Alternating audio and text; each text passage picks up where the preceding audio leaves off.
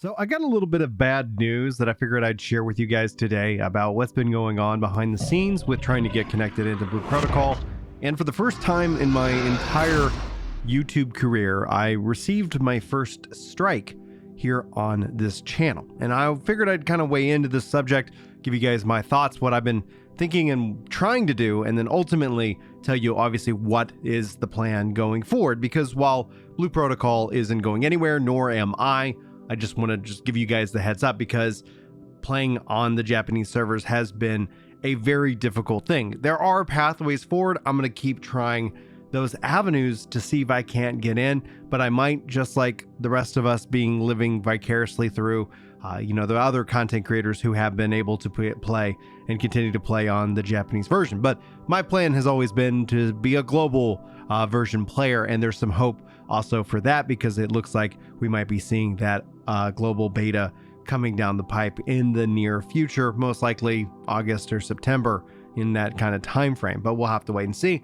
I'll be sure to give you guys the update. But hello everyone, and welcome to another Blue Protocol video. My name's Brian. If you happen to be new here, returning subscribers, I really appreciate you guys coming back and talking with me about Blue Protocol, because I, like you, especially if you're waiting for the global, are now in this kind of category of waiting for the global. I've enjoyed every moment that I've been able to play on the Japanese side of things. Also, I'm enjoying the interesting education that happens as more information about the game rolls out, namely people's reaction of the gacha mechanic and their misunderstanding of the gacha mechanic, and also at the same time how things can possibly change when the game releases for the global version. All things will be part of discussion videos that we'll be sure to having together, and who knows, maybe we'll do some call-in show podcasts so you guys can weigh in on the subject itself in a little bit more, fun way, I guess, to put it that way.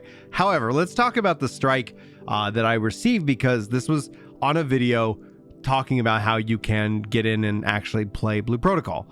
And while that video featured no footage, it did feature the website, and that's essentially what they used to strike it. And yes, obviously this came from Bandi-Namco, and you get 3 strikes until you're out. But there was like a cool off period of 90 days. YouTube had me, or they wanted to say, hey, do you want to go through copyright school? And this is where the discussion in my mind becomes interesting, and you can always let me know your thoughts too. But the discussion here is, I don't think I violated copyright, or it's such a gray area. It's such an absolute gray area that it clearly isn't worth it for me to fight this one video, this one strike, because at the end of the day, like I'm not that big. I don't have pockets of money to throw at this, and nor do I think ultimately the bigger, greater content creator community would rally behind me. Maybe I'd be wrong in that vein, but it wasn't just me who got the strike. I've talked to others who actually also received the said strike. So we have to be very careful and cautious as to what we show, what we talk about, and that sucks. Like at the end of the day, like there is a sense of odd fear, but there also is a sense of a little bit relief because of how I run my content, how I separate the games into their own channels, like ultimately allowing me to not have to sit here and worry about what I'm going to say, or heck, out of just pure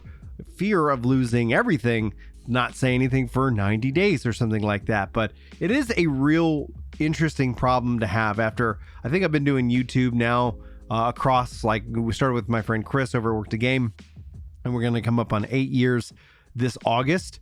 So I guess if you start from there, like 8 years to actually receive a copyright strike. And in that time, just, always really trying to be let's see, can't even say the word, very well aware, brain aware of, the system, and making sure that we're not taking people's content, that we're not doing things that are like not correct. And not that I'm perfect, and not that maybe I've needed a contact strike much sooner. But we really always try to be above board when it comes to the content that we make, because again, like this is a lot of fun, and I don't want anybody to put in a lot of hard work and then end up coming back and seeing somebody like profit off of their hard work and then never receive any kind of compensation for that. I'm all about giving people compensation. That's where the fact is of covering the website, walking through the website in and of itself was enough for them to do that. And I think that's obviously them going out on a limb, kind of taking some liberties, if you will, when it comes down to it. But that's the relationship every gaming content creator has in the space. usually publishers do not want to, push back on the creators because it's free marketing and publicity for their game. There's a kind of a symbiotic relationship. There have been examples and times where the publishers want to make an example out of a content creator and choose to execute those rights, but they do it in a very interesting way, one that ideally doesn't end in a court case, because I don't think, especially the publishers, like even the big ones, even Microsoft and Sony and them, want that court case, because if they lose and it goes against their favor, then they lose that element, that tool that they have to kind of try and control what people say and how they say it.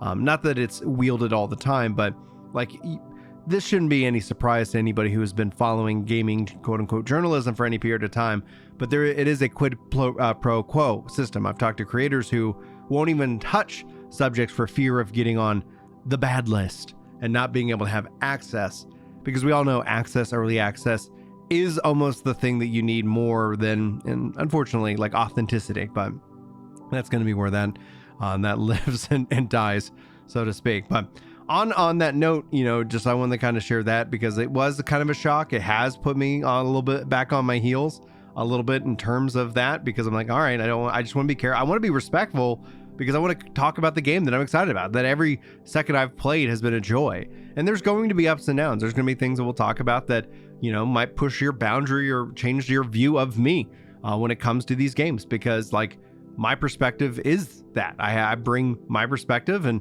I don't bring it to change your perspective. I bring it to hopefully have a fun discussion about where our perspectives differ, and that's a good thing. I think that's what's a core aspect of what gaming is about, and that's what you're going to get here on the channel itself. But anyway, if you made it already to this point in the video and you hadn't hit like, and you feel like it earns it, please do so. I do a bad job of calling it out, and I think it shows in my like to view ratio, but we'll leave it at that.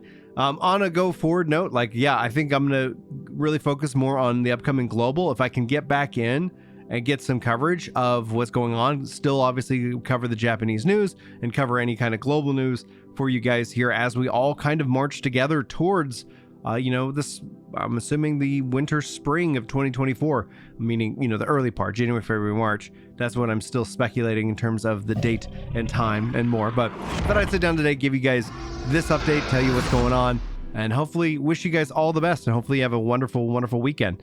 Thanks for hanging out with me during this video itself, and I look forward to sharing more about Blue Protocol with you guys here in the very, very near future. Anyway, I'm going to wrap up. I hopefully see you on my next video, but until then, take care.